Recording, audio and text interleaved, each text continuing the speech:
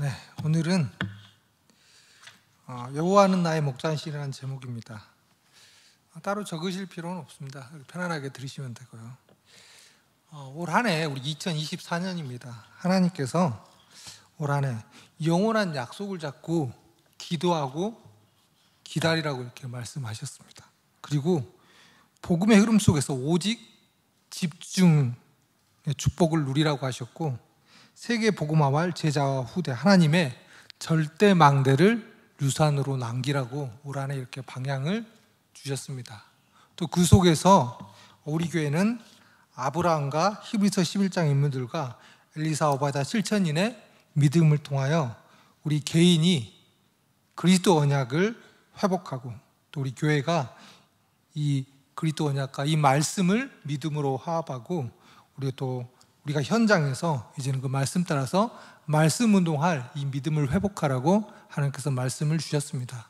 그래서 올 한 해 우리 사랑부는 기도하는 중에 그러면 어떻게 정말 이 영원한 것을 남길 것이며 이 영원한 축복을 누리며 어떻게 하면 이 믿음을 회복할 것이냐 기도하는 중에 하나님이 우리에게 주신 축복으로 이 망대를 세우는 한 해로 인도받아야 되겠다 해서 올 한 해 이렇게 인도받고 있습니다. 그래서 하나님이 주신 축복을 우리가 알기 위해서는 하나님이 누구신지, 또 내가 누구인지, 하나님과 나와의 관계가 어떠한 관계인지 이것을 알아야지 하나님이 주신 축복들을 알게 되면 이것을 내가 온전히 믿고 사용하고 이것이 나의 망대가 될 수 있기 때문에 오늘은 좀 하나님과 나와의 관계에 대해서 좀 기도하다가 잘 나와 있는 시편 23편을 선택했습니다. 시편 23편은 다윗의 시입니다. 다윗의 시인데 이것은 다윗이 노년기에 왕일 때 아들 압살롬이 이제 반역을 하잖아요. 반역을 해서 다윗이 압살롬을 피해서 도망가던 중에 다윗이 고백한 시가 바로 시편 23편입니다. 그래서 시편 23편에 보면 여호와는 나의 목자시라고 이렇게 1절에 얘기하고 있습니다. 그래서 내게 부족함이 없으리로다. 아시다시피 다윗은 어렸을 때 목동이었습니다. 양을 치는 목동 생활을 실제로 했습니다. 그래서 다윗은 그 누구보다도 목자의 역할이 무엇인지, 양이 어떠한 특성을 갖고 있는지를 가장 잘 알고 있었던 인물이 바로 다윗입니다. 그 다윗이 하나님과 자신의 관계를 하나님이 목자시고 자신이 바로 양이다라고 이렇게 비유를 하였습니다. 우리가 목자 얘기하기 전에 양에 대해서 좀 알아야 될 것 같습니다. 양은 목자에게 전적으로 의지할 수밖에 없는 그런 존재입니다. 양은 생존을 위해서 할 수 있는 것이 전혀 없다고 할 정도로 아주 무능한 동물이 양입니다.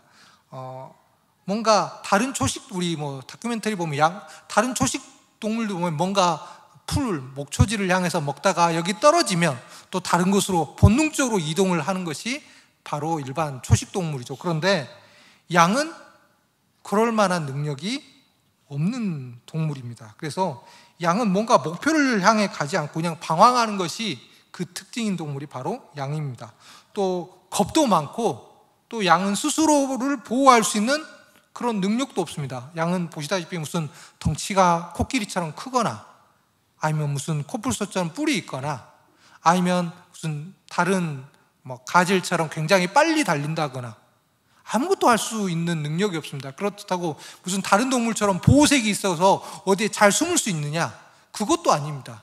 양은 그냥 짐승이 나타나면 도망가야 되는데 다리도 느리고 또 느린 데다가 시력도 좋지 않습니다. 그래서 굉장히 약한 동물이 바로 양인데, 그래서 양은 생존을 위해서는 반드시 누가 필요하냐? 목자가 필요한 동물이 바로 양이라는 것입니다. 그래서 목자가 없는 양은 아주 불쌍하고 위험한 상태를 말한 거죠. 그래서 양은 반드시 목자가 있어야 됩니다. 그러면 양은 다 목자가 있지만, 그럼 어떤 목자가 좋은 목자냐? 뭔가 자신의 필요를 위해 양을 이용하는 목자를 갖다가 성경은 갖다가 삭군이라고 이렇게 표현되어 있습니다. 그래서 참 목자는 양을 사랑하고 그들을 이끌고 보호할 수 있는 능력이 있는 사람을 갖다가 참 목자 이렇게 표현합니다. 그래서 양의 생존은 전적으로 어떤 목자를 만나느냐에 따라 달려 있는데, 오늘 다윗의 고백이 뭐냐? 본인이 양의 입장일 때 하나님이 바로 좋은 목자, 선한 목자이시기 때문에 나에게는 부족한 것이 없다라고 이렇게 1절에 고백하고 있습니다. 그래서 하나님과 목자의 관계, 하나님이 목자로서 나와 영원히 항상 함께 하시면서 우리를 지켜주시고 인도하신다는 거거든요. 양의 특징은 다 약한데 양이 좋은 점이 하나 있습니다. 청각이 좋습니다. 그래서 뭐를 하냐? 목자의 음성을 구분합니다. 그러니까 자신의 목자의 음성을 구분하고 자신의 목자의 소리를 따라서 이동하는 것이 바로 양입니다. 그래서 이 양에게 목자가 함께 했던 것처럼 우리도 하나님이 친히 목자가 되어주셔서 우리와 함께하고 계신다는 것입니다. 우리와 함께 하신 그 목자 하나님이 바로 누구시냐는 겁니다. 창세기 1장 1절에 태초에 천지를 창조하시는 그 창조주 하나님이 바로 나의 목자라는 것입니다. 그리고 요한복음 3장 10절에 그 독생자 되신 그분이 우리를 위해서 대신 피 흘려주시고 죽어주신 그 예수 그리스도가 바로 나의 목자라신 겁니다. 그리고 요한복음 14장 16절 27절에 우리와 영원히 함께 하시면서 우리를 인도하시고 가르치시고 책임지시는 그분이 나의 참 좋은 목자, 선한 목자라는 것입니다. 그러니까 내게 부족하고 필요한 것이 아무것도 없다, 그 말입니다. 이 하나님이 나와 함께 하시니까 이 성삼위 하나님의 영으로 내게 충만해지니까 어떠한 일이 일어나냐? 그토록 말로 이렇게 들어왔던 이 말씀이 믿어지는 것입니다. 그렇게 늘 들어왔고 받아왔던 이 하나님의 말씀이 내게 능력으로 체험되어지는 것입니다. 이게 참 목자로 충만해지는 것입니다. 그리고 참 목자, 이 성령으로 충만해진다는 것은요, 성삼위 하나님의 영으로 충만해진다는 것은 구원의 역사가 체험되어진다는 것입니다. 그리스도께서 이 3저주와 재앙을 완전히 무너뜨리시고 왕, 제사장, 선지자의 축복으로 우리와 함께 하셔서 모든 흑암, 저주, 지옥 권세를 지금도 무너뜨리고 계신다는 이 사실이 내게 체험되어지는 것입니다. 그리고 이 성령의 충만함의 능력이 체험돼서 내게 무엇이 생기냐? 하나님만이 주실 수 있는 힘, 오력이 생긴다는 것입니다. 이것이 하나님과 나와의 관계입니다. 우리가 지금 말하는 목자는 그냥 좀 능력 있는 목자, 그런 목자가 아닙니다. 여기서 우리의 목자는 여호와 하나님 스스로 계신 분입니다. 그 창조주가 나의 목자라는 것입니다. 더 이상 우리에게 필요한 것이 무엇이 있습니까? 우리 사랑부, 지금 우리 렘넌트들 마찬가지고 우리 사랑부 가족, 우리 모든 동부 성도들도 마찬가지인데요. 진짜 우리의 능력 무엇일까요? 하나님이 나와 함께 하신다는 것입니다. 더 이상 우리에게 필요한 것이 있다? 뭔가 지금 잘못된 것입니다. 뭔가 지금 하나님과 관계가 어긋나 있다는 것입니다. 창조주 하나님, 이 성부, 성자, 성령 하나님이 나와 함께 하신데 내가 지금 뭔가 부족하다. 이게 지금 근원적으로 말이 안 되는 얘기거든요. 우리 인간은 창조될 때부터 하나님과 함께 할 때 행복한 그런 존재로 창조되었었거든요. 그래서 이제 하나님과 함께 하니까 정상적이라면 하나님으로 행복하고 충분하고 만족해야 되는 것이 가장 지금 정상적인 형태라는 것입니다. 이것이 하나님과의 나와의 관계고 그 하나님이 나의 참 목자라는 것입니다. 그러니까요, 우리에게 부족함이 없다, 이 고백이 되어지는 것입니다. 오늘 이 설교를 듣고 또 정말 기도하는 중에 우리 사랑부 렘넌트, 우리 사랑부 가족들, 우리 모든 동부의 성도들이 정말 여호와가 나의 목자시니까 내게 정말 부족한 것이 없구나, 이 고백이 되어지는 그런 오늘 하루 최고의 한 주가 되었으면 좋겠습니다. 23장 2절에 보면요, 그가 나를 푸른 풀밭에 누우시며 쉴만한 물가로 인도하시는도다 이렇게 되어 있습니다. 푸른 풀밭이란 것은 먹을 것을 말하고요, 쉴만한 물가는 뭔가 마실 것을 이야기하고 있습니다. 하나님께서 하신 일로 푸른 풀밭에 누이시는 것과 물가로 인도하시는 것은 우리에게 쉼을 주시는 그런 의미입니다. 양의 특성은 기본적으로 잘 눕지 않습니다. 왜 그러냐? 겁이 많기 때문입니다. 자신이 안전하다고 보장되지 않으면 눕지 않고, 또 먹을 것이 충분하지 않으면 눕지 않는다고 합니다. 그런데 본문에서 보면 하나님의 양은 푸른 풀밭에 누이신다고 표현되어 있습니다. 무슨 말입니까? 위에서 말한 모든 요소, 자신이 안전하고 또 먹을 것이 충분하기 때문에 누울 수 있다는 것입니다. 무엇입니까? 참 안식입니다. 하나님께서 다윗에게 참된 안식을 주신다는 것입니다. 또 쉴만한 물가, 양은 양은 물이 이렇게 세게 흐르면 먹을 수가 없어요. 그래서 양이 물을 먹일 때 물이 세게 흐르면 큰 돌을 던집니다. 그래서 물이 잔잔하게 흘러가도록 해서 양이 물을 먹는다고 합니다. 그런데 문제는 양은 또 눈이 나빠서 이게 분별을 못하는 겁니다. 이게 고인물인지 썩은 물인지 분별을 못합니다. 그래서 누가 필요하냐? 목자가 필요하다는 겁니다. 목자가 가장 좋은 물, 천천히 흘러서 가장 깨끗한 물을 누가 찾아주느냐? 목자가 찾아줘야 된다는 것입니다. 한마디로 무엇입니까? 양은 목자 없이는 살아갈 수 없는 그런 존재라는 것입니다. 그런데 하나님만이, 이렇게 목자만이 안식을 주는데, 하나님만이 우리 인간에게 참된 안식을 줄 수 있는데, 문제는 뭐냐? 오늘날 사람들도 다 안식을 찾아다니잖아요. 많은 사람들이 진짜 참된 쉼, 참된 평안 어디 있을까? 그래서 막 찾아다닙니다. 그런데 문제는 뭐냐? 이 안식을 하나님 밖에서 찾으려고 하니까 진정한 쉼을 찾을 수가 없는 것입니다. 창세기 2장 3절에 보면 참된 안식은 오직 하나님께만 있는 것입니다. 뭔가 사람들은 어떻게 하면 편안히 쉴 수 있을까 해서 참 안식을 찾아 많이 이렇게 돌아다닙니다. 예레미야 2장 13절에 뭐라고 되어 있냐? 내 백성이 두 가지 악을 행하였더니 곧 생수의 근원되는 나를 버린 것과 스스로 웅덩이를 판 그것인데 그것은 물을 가두지 못할 터진 웅덩이니라 이렇게 되었습니다.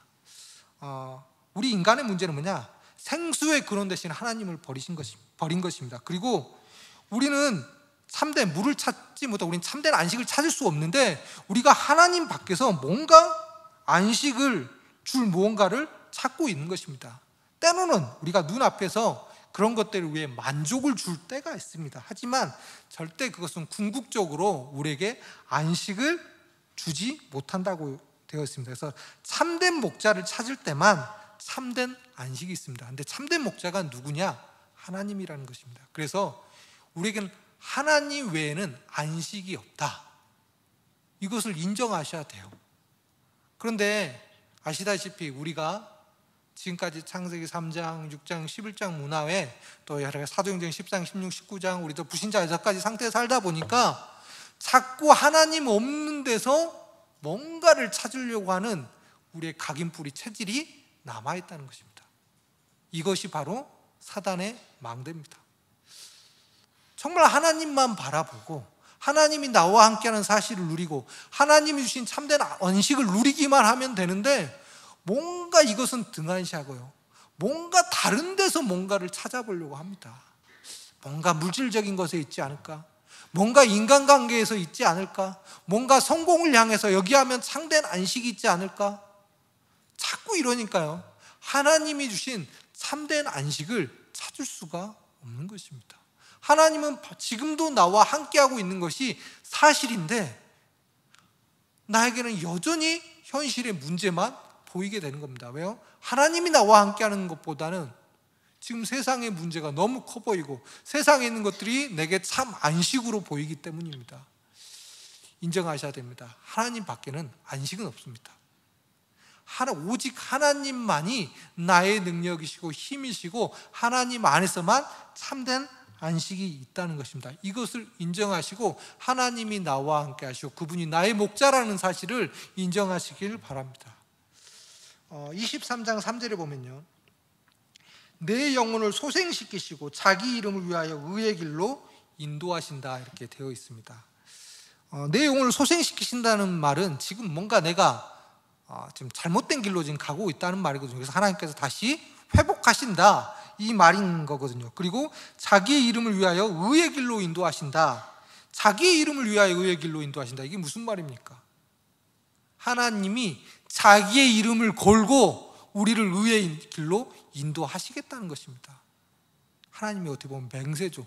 내가 너희를 내 이름을 걸고 정말 바른 길로, 옳은 길로, 하나님 원하시는 그 길로 인도하겠다. 이 말이 바로 3절입니다. 양은 아까도 말했듯이 시력이 굉장히 나쁩니다. 그런데 또 굉장히 이기적인 또 동물이에요. 그래서 뭔가 가만히 두면 막 방황을 합니다. 겁은 많지만 또 막 이쪽 저쪽 이탈도 많이 하고 또 눈앞의 것들만 따라가기 때문에 낭떠러지가 있어도 모르고 그냥 달려갑니다. 굉장히 시력이 나쁜 동물이거든요. 그래서 또 무리에서 이탈하기도 하고 그러면 짐승의 먹이가 되기도 하고요. 또 양이 완전히 뒤집어지면 새끼를 베거나 뭔가 너무 또 털을 안 깎아서 살이 쪘을 때 이렇게 완전히 뒤집어지면 스스로 일어나지도 못하는 그런 동물입니다.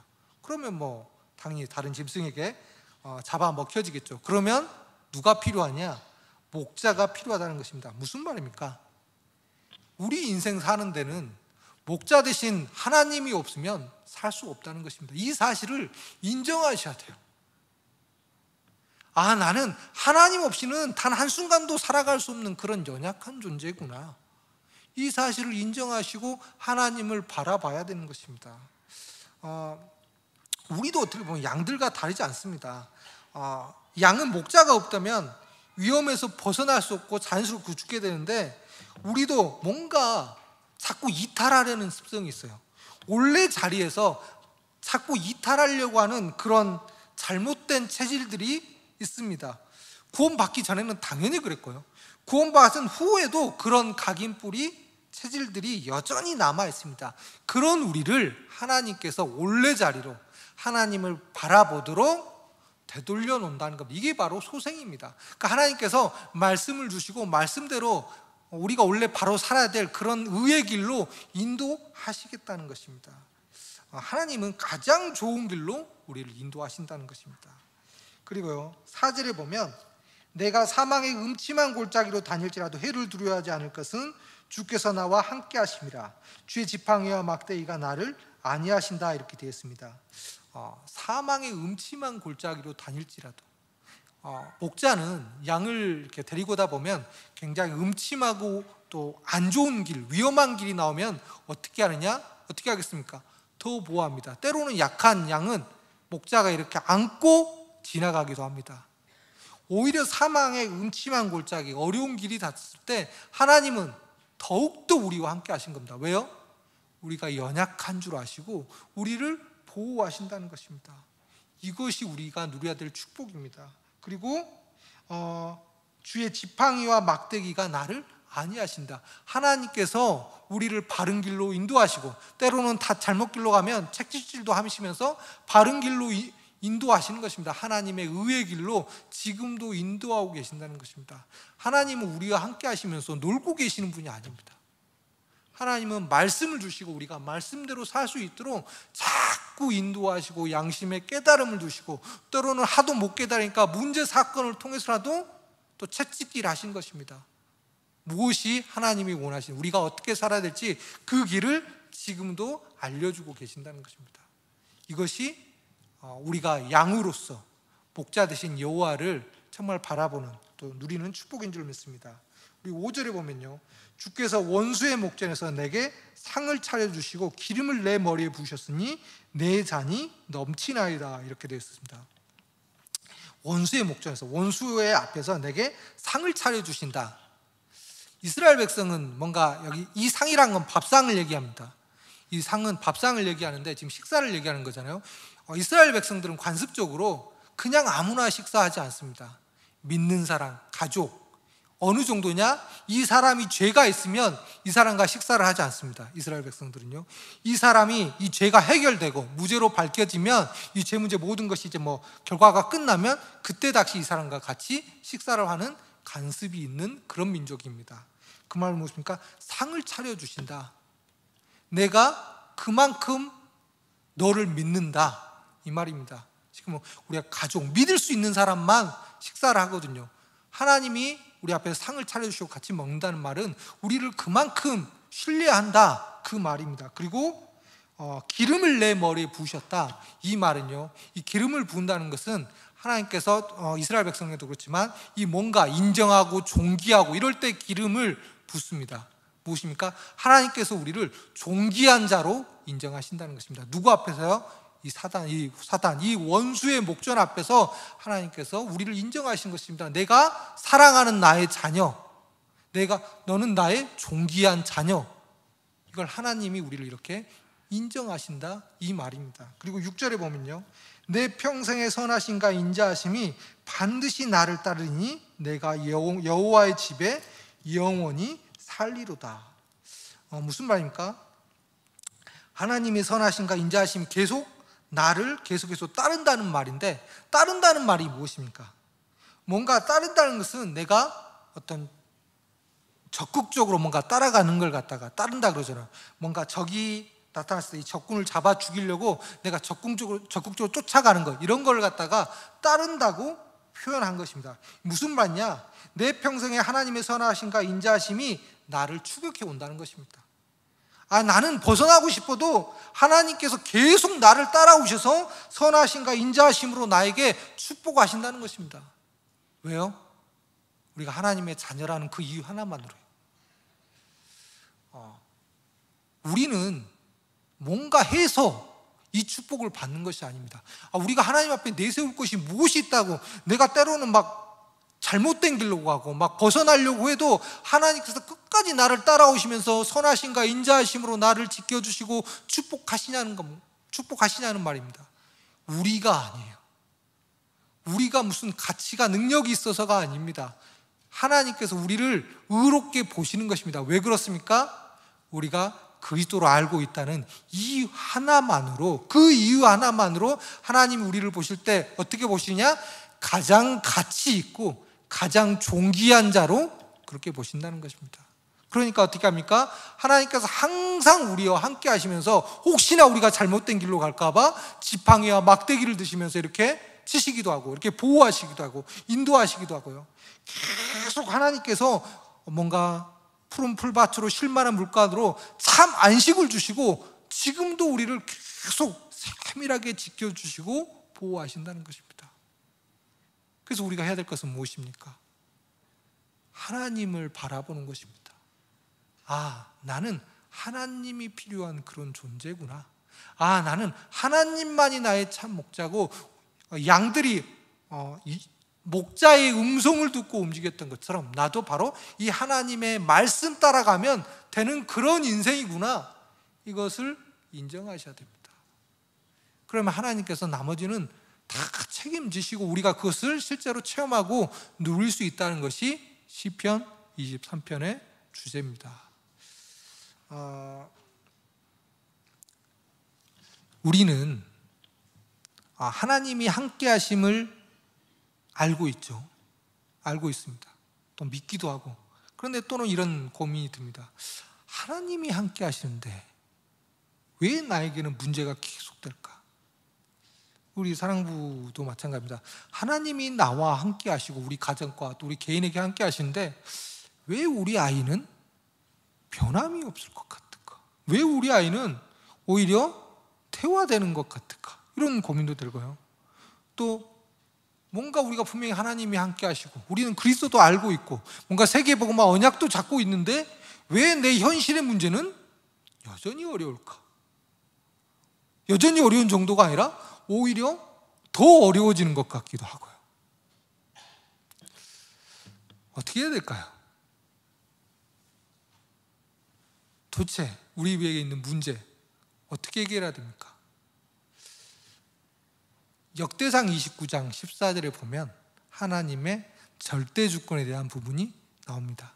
하나님은 죽이시기도 하시고 살리시기도 하시고, 하나님은 높이시기도 하시고, 하나님은 낮추시기도 하시고, 하나님은 부하기도 하시고, 하나님은 가난하기도 하십니다. 그 하나님이 우리와 함께 하시면서, 하나님은 우리가 고통받는 걸 원하시지 않으시는 분이거든요. 하나님께서 우리를 고통 주시려고 하나님이 인간의 몸을 입고 오셔서 십자가에 죽으시고 고난받으신 게 아니거든요. 얼마나 사랑하시는데요. 자기가 인간의 몸을 입고 오셨을 만큼 우리를 그만큼 사랑하시는데 우리가 고통받는 것을 하나님이 즐거워하십니까? 아니라는 것입니다. 그런데 그럼 왜 나에겐 이런 어려움과 고통이 남아있냐는 겁니다. 하나님의 절대 주권을 아셔야 됩니다. 모든 것은 하나님의 손 안에 있습니다. 하나님이 허락하지 않으시면 새 하나 땅에 떨어지는 것도 결코 있을 수 없는 일입니다. 그런데 우리에게 여전히 문제와 어려움이 남아있다면 하나님의 이유가 있는 것입니다. 그 이유를 찾으셔야 됩니다. 그 이유가 때로는 우리에게 갱신할 기회가 되는 것이기도 하고요, 때로는 지금 이 문제가 문제처럼 보이지만 실제로는 세계 복음화를 이루는 굉장한 축복이기도 합니다. 우리 성경에 보면 요셉이라는 인물이 나옵니다. 요셉이 창세기 37장에 세계 복음화에 확실한 언약을 가졌습니다. 어느 정도로? 꿈을 꿀 만큼 그런 분명한 비전과 꿈으로 붙잡았는데 현실은 어떻습니까? 노예로 가게 됐습니다. 감옥으로 가게 됐다니까요. 그런데 나중에 알고 보니까 어떻게 됐습니까? 총리가 됐다가 문제가 아닙니다. 하나님께서는 결국에 그 요셉이 가지고 있던 세계 복음화의 언약을 총리가 돼서 성취시키셨다는 것이 중요한 것입니다. 때로는 지금 현실의 문제가 문제처럼만 보일 수 있지만 그 문제가 결코 문제가 아니라는 겁니다. 하나님의 분명한 이유가 있다는 것입니다. 그 이유를 발견하셔야 됩니다. 그래서 하나님의 절대 주권을 인정하고 우리에게 문제가 있다, 우리에게 좋은 일이 있다, 우리에게 사건이 있다, 나쁜 일이 있다, 어려운 일이 있다, 기도하십시오. 여호와는 나의 목자시고 내게 부족함이 없습니다. 그런데 하나님, 내겐 지금 이런 문제가 커 보입니다. 하나님의 이유가 무엇입니까? 알려달라고 기도하십시오. 이유를 모르면요, 이상하게 신앙생활 할 수 있습니다. 헌금도 마찬가지입니다. 이유가 분명해야 됩니다. 이게 정말 하나님의 일에 맞느냐? 하나님의 일에 맞다면 우리가 생명까지 드릴 수 있는 것입니다. 그 이유가 불분명하면 드리기 어떻습니까? 아까운 거죠. 왜요? 왜 드려야 되는지 모르니까요. 이유를 물어보십시오. 모든 헌금도 이유를 물어보시고 모든 헌신도 이유를 물어보십시오. 하나님, 내가 왜 이 일에 헌신해야 됩니까? 하나님의 계획은 무엇입니까? 질문하시라니까요. 여호와는 나의 목자시고 그분이 나와 함께 하신다니까요. 그러니까 그분과 항상 교제하고 물어보고 질문하시라니까요. 그 축복을 누리시라는 것입니다. 목자 되신 그분이 항상 우리와 함께하고 계신다는 것입니다. 그 축복을 놓치지 마시기 바랍니다. 우리 오늘 사랑부 말씀에 어떤 말씀이 있었냐면, 그리스도를 아는 사람이 가장 똑똑한 사람이라고 이렇게 했습니다. 세상에는 많은 가진 사람도 있고요, 굉장한 권력 있는 사람도 있고요, 굉장한 학문적으로 뛰어난 사람도 있습니다. 하지만 그리스도를 모르면 바본 거예요. 왜 그렇습니까? 그리스도를 모르면 가장 비참한 존재입니다. 하나님을 떠나 있고 이 저주와 재앙 속에 이 고통받고 살다가 결국에는 지옥 갈 수밖에 없는 그런 운명 속에 있습니다. 그런데요, 그리스도를 안다는 것은 어떤 의미입니까? 이 영원한 저주 재앙에서 빠져나왔다는 의미예요. 그뿐 아니라 하나님이 나의 목자가 되어주신다는 그런 의미입니다. 그러니까 그리스도를 알고 있다, 이것이 우리에게 최고의 지식이고 최고의 능력이고 최고의 힘인 것입니다. 그리스도를 아는 것이 최고의 가치라는 것입니다. 우리 모든 사랑부 렘넌트들, 여기 우리 모든 동부의 성도들은 예수가 그리스도란 걸 알고 있습니다. 그뿐 아니라 이 예수가 그리스도를 알고 있는 우리에게 하나님께서 사명을 주셨습니다. 어떤 사명입니까? 하나님의 계획을 알게 하셨습니다. 하나님의 계획은 전 세계에 이 예수가 그리스도라는 사실이 증거되는 것입니다. 하나님께서 이 일에 우리를 사용하시겠다고 이 자리에 부르신 것입니다. 그래서 우리는 어떻게 해야 됩니까? 그래서 하나님의 계획을 놓고 기도해야 되는 것입니다. 우리 사랑부 렘넌트들은, 우리 사랑부 가족들은 지금 하고 있는 게 있습니다. 무엇을 하냐? 아침에 일어나면 우선 우리 기도합니다. 우리 본부에서 3집중해라고 하잖아요. 그런데 우리 아이들이 할 수 있는 집중이 뭘까? 아침에. 그래서 아침에 일어나면 눈 뜨자마자 나는 하나님의 자녀라고 이렇게 고백하게 만듭니다. 그리고 또 어떤 아이들은 우리 찬양 있잖아요. 나는 하나님의 자녀. 이 찬양을 하기도 하고요. 또 좀 더 신분과 권세를 알고 있는 아이들은 신분과 권세를 가지고 좀 기도하기도 합니다. 그러니까 아침에 난 하나님의 자녀라고 선포하고요. 왜 그렇습니까? 아침에 하나님 주신 힘으로 집중하자는 겁니다. 이 망대를 세우자는 것입니다. 이 기도의 망대를 우리 세우기 위해서 우리 사랑부 렘넌트를 하고 있습니다. 그리고 낮에는 뭐 하고 있느냐? 우리 사랑부 말씀 강단을 가지고 기도문을 만들고 있습니다. 그래서 매주 나가는데 이것을 최소 하루에 한 번은 읽어보고, 이 강단 기도문을, 사랑부 강단 기도문을 가지고 읽어보고 이것을 또 카톡에 올릴 수 있도록 지금 이렇게 하고 있습니다. 왜요? 말씀이 내게 적용돼야 되니까요. 그 집중을 하고 있습니다. 그리고 저녁에 잠자기 전에 다 마무리하고 하나님이 나와 함께 하심을 찬양하고 이렇게 감사 마무리하는, 이렇게 복음으로 뭔가 기도로서 정리하는 이런 집중을 하고 있습니다.